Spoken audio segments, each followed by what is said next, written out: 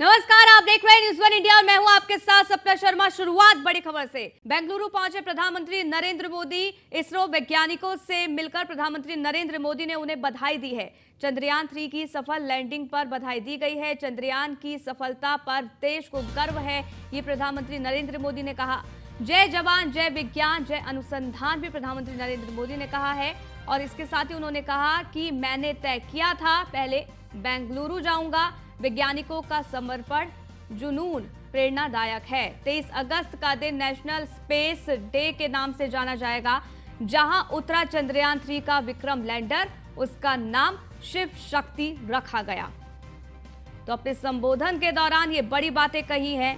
और इसके साथ ही आपको बता दें कि चंद्रयान 2 जहां पर क्रैश हुआ था या जहां पर पदचिन्ह है चंद्रयान 2 के, उस जगह का नाम भी प्रधानमंत्री नरेंद्र मोदी ने रखा है। उस जगह का नाम तिरंगा प्रधानमंत्री नरेंद्र मोदी ने रखा। और इसके साथ ही देखिए, एक बड़ा ऐलान यहां पर प्रधानमंत्री नरेंद्र मोदी ने यह किया कि 23 अगस्त यानी कि जिस दिन चंद्रयान 3 की सफल लैंडिंग हुई थी, उस दिन को अब नेशनल स्पेस डे के रूप में मनाया जाएगा।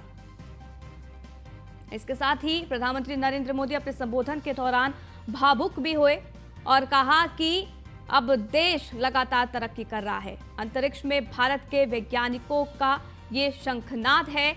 India is on the moon, ये प्रधानमंत्री नरेंद्र मोदी ने कहा है। हम वहां पहुंचे जहां कोई नहीं पहुंचा था। ये आज का भारत है, निर्भीक और जुझारू। 21वीं सदी में दुनिया की बड़ी समस्याओं को उसका समाधान किया है। कई स्मृतियां अमर हो जाती हैं। प्रधानमंत्री नरेंद्र मोदी ने कहा, हर भारतीय को लग रहा था कि विजय उन्हीं की होगी। वैज्ञानिकों ने इसको मुमकिन कर सबको दिखा दिया है। मून लैंडर अंगद की तरह मजबूती से अब अपने पैर गड़ाए हुए हैं। अब तमाम तरीके के रिसर्च वहां पर किए जा रहे हैं। तो प्रधानमंत्री नरेंद्र मोदी शुरुआती तौर पर अपने संबोधन के दौरान थोड़े भावुक भी हुए और इस दौरान उन्होंने सभी वैज्ञानिकों का धन्यवाद किया है कि किस तरीके से भारत को गौरवान्वित उन्होंने किया। भारत का सिर गर्व से ऊंचा उन्होंने कराया दुनिया भर में, क्योंकि एक बहुत बड़ी उपलब्धि, एक इतिहास भारत ने जो रचा, उसको देखते हुए प्रधानमंत्री नरेंद्र मोदी भावुक भी नजर आए। क्योंकि साउथ पोल जहां लैंड करने वाला भारत पहला देश बन गया है दुनिया का। हालांकि सभी ने बधाइयां दी, पूरी दुनिया से भारत को बधाइयां मिली है, लेकिन चांद पर लैंडिंग करने वाला भारत चौथा देश बन गया है। इससे पहले अमेरिका, रूस, चाइना और उसके बाद अब भारत। लेकिन सबसे बड़ी उपलब्धि यह रही है कि साउथ पोल पर लैंड करने वाला भारत पहला देश बन गया है। 4 तस्वीरें हम आपको दिखा रहे हैं। कैमरा 1 की तस्वीर, जहां आपको बता दें कि रैली निकाली गई और अपने काफिले के साथ लोगों का अभिवादन वो करते नजर आए हैं। बेहद खुश वो नजर आए और लोग भी उतने ही उत्साहित नजर आए, हाथों में तिरंगा लिए नजर आए। कैमरा 2 की तस्वीर आपको दिखा रहे हैं, जहां पर साफ तौर पर प्रधानमंत्री नरेंद्र मोदी ने इसरो के तमाम वैज्ञानिकों के साथ चंद्रयान 3 मिशन के तहत जितने वैज्ञानिक थे उन सभी से मुलाकात की है और एक एक कर उनको बधाई भी दी। चंद्रयान 3 की तस्वीर, जहां पर साफ तौर पर प्रधानमंत्री नरेंद्र मोदी ने यह समझा कि किस तरीके से चांद पर विक्रम लैंडर अब क्या कुछ काम करेगा इन 14 दिन। और कैमरा 4 की तस्वीर, जब प्रधानमंत्री नरेंद्र मोदी को सम्मानित किया गया, उनको अवार्ड दिया गया, उनको चांद की तस्वीरें जो स्पेस के जरिए, जो चंद्रयान 3 के जरिए चांद की तस्वीरें ली गई थी स्पेस से, वो तस्वीरें भी भेंट में दी। हालांकि इस दौरान प्रधानमंत्री नरेंद्र मोदी ने कई बड़े ऐलान किए हैं। जहां एक तरफ प्रधानमंत्री नरेंद्र मोदी ने यह कह दिया है कि जहां चंद्रयान 3 लैंड हुआ है, उस स्थान को, उस जगह को शिव शक्ति नाम दिया जाएगा, यानी कि शिव शक्ति के नाम से अब ये जाना जाएगा। इसके साथ ही प्रधानमंत्री नरेंद्र मोदी ने कहा कि 23 अगस्त को अब नेशनल स्पेस डे के रूप में मनाया जाएगा। मेरे परिवारजनों, आप जानते हैं कि स्पेस मिशंस के टच डाउन पॉइंट को एक नाम दिए जाने की वैज्ञानिक परंपरा है। चंद्रमा के जिस हिस्से पर हमारा चंद्रयान उतरा है, भारत ने उस स्थान के भी नामकरण का फैसला लिया है।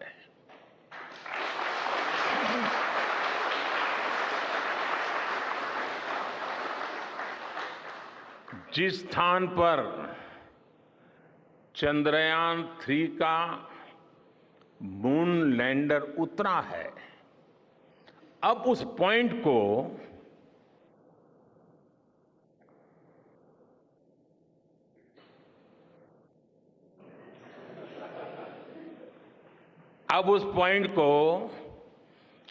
शिव शक्ति के नाम से जाना जाएगा। हमारी युवा पीढ़ी को निरंतर प्रेरणा मिलती रहे, इसके लिए एक और निर्णय लिया गया है। 23 अगस्त को जब भारत ने चंद्रमा पर तिरंगा फहराया, उस दिन को अब हिंदुस्तान नेशनल स्पेस डे के रूप में मनाया जाएगा।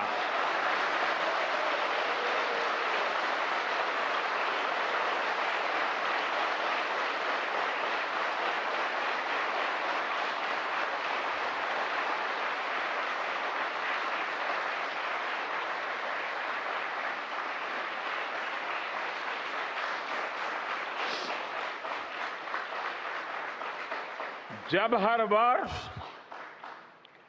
National space day science, technology और इनोवेशन की स्पिरिट को सेलिब्रेट करेगा, हमें हमेशा हमेशा के लिए प्रेरित करता रहेगा।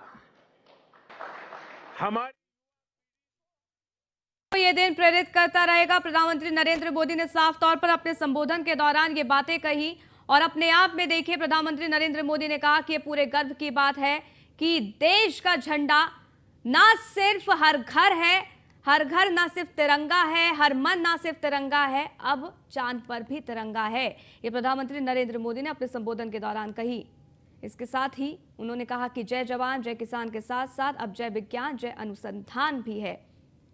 23 अगस्त का दिन नेशनल स्पेस डे के रूप में मनाया जाएगा। रुकेंगे एक छोटे से ब्रेक के लिए, जल्द हाजिर होते हैं। तो ब्रेक के बाद आपका स्वागत है। इसी बीच आपको बता दें कि सीएम योगी का आज वाराणसी का दौरा रहने वाला है। वाराणसी में आज लगेगा मंत्रियों का जमावड़ा। कई केंद्रीय मंत्री G20 सम्मेलन में शिरकत करने पहुंचेंगे वाराणसी।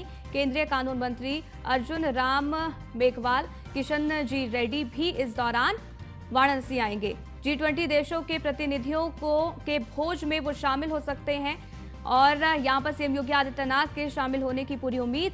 वहीं यूपी सरकार के कई मंत्री भी इस दौरान शामिल होंगे। सीएम योगी काशी विश्वनाथ और भैरव बाबा का पूजन अर्चन भी करते नजर आएंगे, दर्शन पूजन करेंगे। तो आज का बेहद खास और महत्वपूर्ण दौरा ये सीएम योगी आदित्यनाथ का रहने वाला है। वाराणसी दौरे पर सीएम योगी आदित्यनाथ और वाराणसी में आज मंत्रियों का जमावड़ा भी लगने वाला है। कई केंद्रीय मंत्री G20 सम्मेलन में शिरकत करने के लिए यहां पहुंचेंगे। केंद्रीय कानून मंत्री अर्जुन राम मेघवाल, किशन जी रेड्डी भी शामिल होंगे। ये जानकारी है। G20 देशों के प्रतिनिधियों के भोज में शामिल हो सकते हैं सीएम योगी आदित्यनाथ। यूपी सरकार के कई मंत्री भी इस दौरान मौजूद रहेंगे। सीएम योगी आदित्यनाथ काशी विश्वनाथ और भैरव बाबा के दर्शन भी करेंगे। तो सीएम योगी आदित्यनाथ का आज का क्या कुछ दौरा रहने वाला है, इसकी लगातार जानकारी आप तक पहुंचा रहे हैं। कई केंद्रीय मंत्री G20 सम्मेलन में भी शिरकत करेंगे।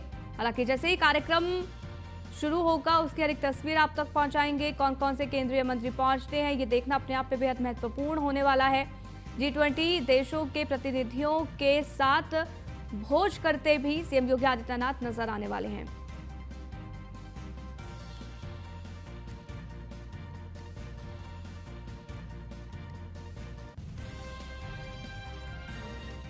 वहीं आगे बढ़ते हैं, गाजियाबाद के एक स्कूल की लगभग 50 से अधिक छात्राओं ने प्रिंसिपल पर गंभीर आरोप लगाते हुए स्कूल के प्रिंसिपल पर मुकदमा दर्ज कराया है। छात्राओं का इस साफ तौर पर आरोप है कि प्रिंसिपल उनके साथ अश्लील शब्दों का प्रयोग करता है और इसके साथ ही बैड टच भी करता है। छात्राओं की शिकायत थाना वेब सिटी में पुलिस ने मामला दर्ज अब किया है। इसके साथ ही इस पूरे मामले में लड़कियों के परिवार वालों और प्रिंसिपल के बीच हाथापाई भी हुई है। स्कूल के प्रिंसिपल ने भी पेरेंट्स पर स्कूल में घुसकर उनके साथ मारपीट करने की शिकायत दर्ज कराई है। पुलिस ने दोनों पक्षों का मामला दर्ज कर लिया है। दरअसल पूरा मामला गाजियाबाद के वेब सीरीज थाना क्षेत्र के शाहपुर बेमहेटा गांव में किसान आदर्श हायर सेकेंडरी स्कूल का है, जहां स्कूल की कक्षा 7, 8, 9 और 10वीं की छात्राओं ने एक सामूहिक शिकायत पुलिस को दी है, जिसमें उन्होंने आरोप लगाया है कि स्कूल के प्रिंसिपल डॉक्टर राजीव पांडे उनके साथ अश्लील शब्दों का प्रयोग करते हैं और कमरे में बुलाकर छेड़छाड़ भी करते हैं।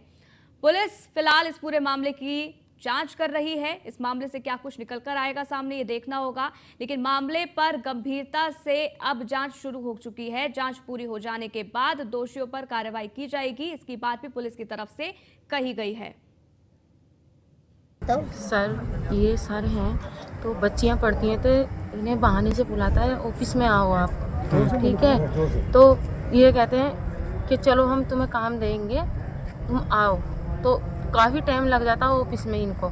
तो बच्चे जाती हैं, फिर इन्हें पता लग जाता है कि सर क्या कर रहे हैं। तो कल ज़्यादा हो गया था ये लड़की के साथ। तो कल लड़कियां जैसे गई थी ना, तो तब लड़कियों ने बताया, जो और सर हैं उनको भी बताया था इनके बारे में। तो कल चुप हो गए थे कि कल मामला होएगा, ये जो भी होगा।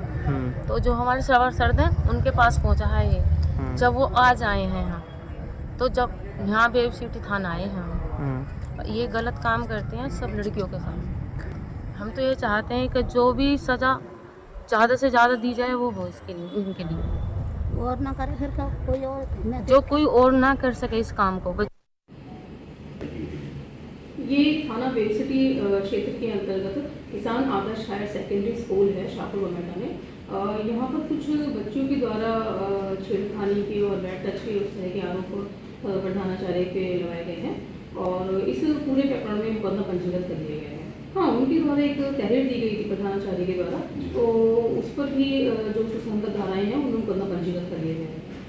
ये एक्चुअली अपनी शिकायत लेके, जो इनका कहना है बच्चियों का, ये वहाँ पे जो है वहाँ पे गए थे। फिर ये स्कूल में गए, जो पार्षद हैं वहाँ के माननीय पार्षद जी, उनके साथ जब स्कूल में गए तो फिर ये सारा घटनाक्रम प्रधानाचार्य के साथ में हुआ।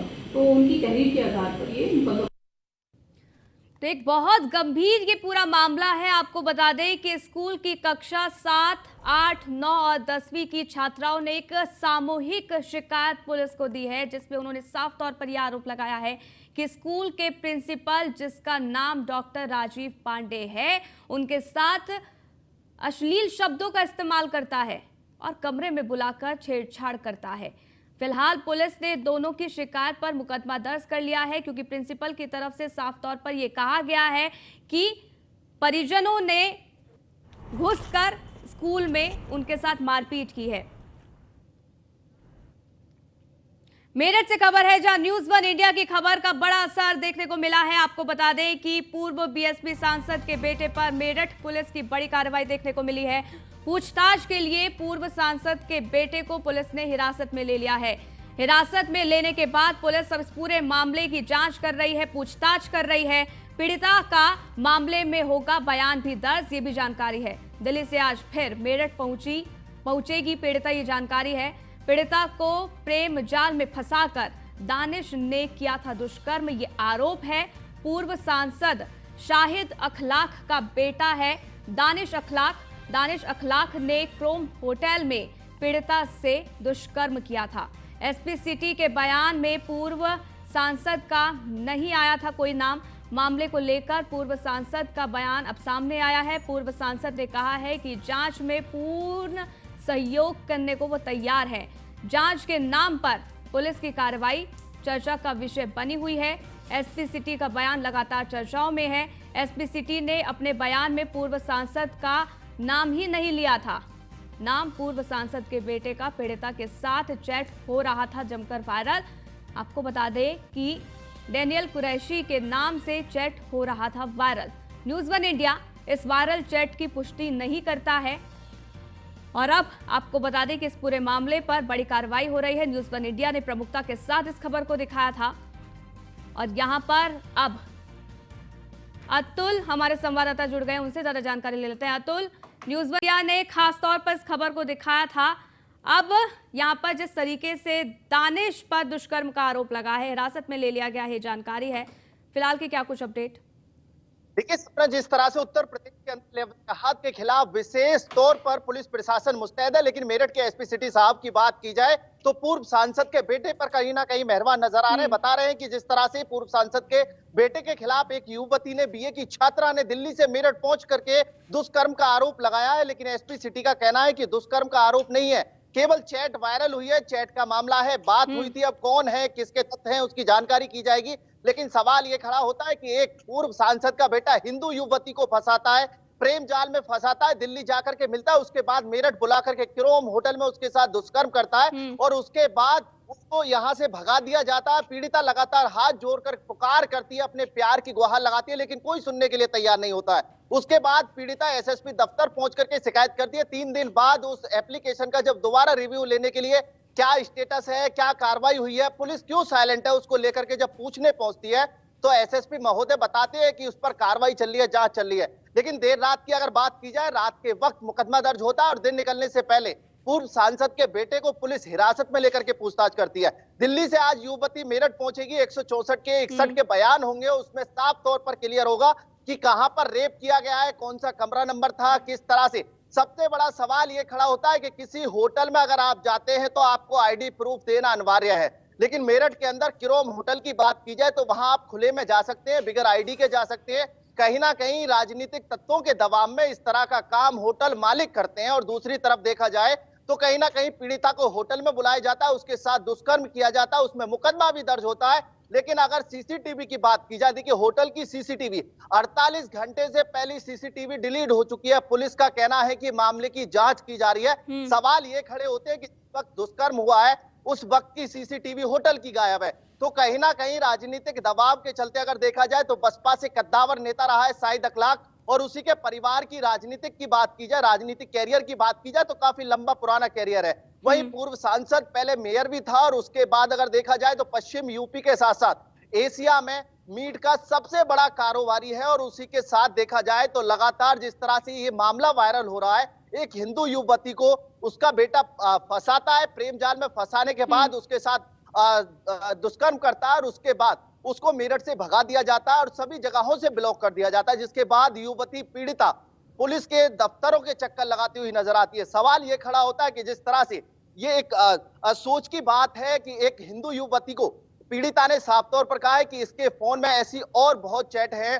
और बहुत वीडियो हैं जो हिंदू युवती हैं उनके साथ इस तरह से रत्ते किया है, उनको प्रेम जाल में फंसाने के बाद यूज एंड थ्रू करने का काम किया है। बिल्कुल अतुल, और ऐसे में कई बड़े सवाल तब खड़े हो जाते हैं जो पीड़िता की तरफ से कहा जाता है कि वो पहली नहीं है, इसके अलावा भी कई ऐसी हिंदू लड़कियां हैं जिसको इसी तरीके से एक तरीके से लव जिहाद के साथ इसको जोड़ा जा रहा है। अब इस पीड़िता के साथ और कितनी लड़कियां हैं ये भी एक जांच का विषय है। अब देखना होगा इस पूरे मामले में क्या कुछ नए नए खुलासे होते हैं। अतुल, आप बने रहिएगा और इस पूरी खबर पर नजर बनाए रखेगा। फिलहाल के लिए आपका बहुत बहुत शुक्रिया हमारे साथ जुड़ने के लिए, जानकारी हम तक साझा करने के लिए। इस बुलेटिन में फिलहाल के लिए बस इतना, रुकेंगे छोटे से ब्रेक के लिए, देखते रहिए।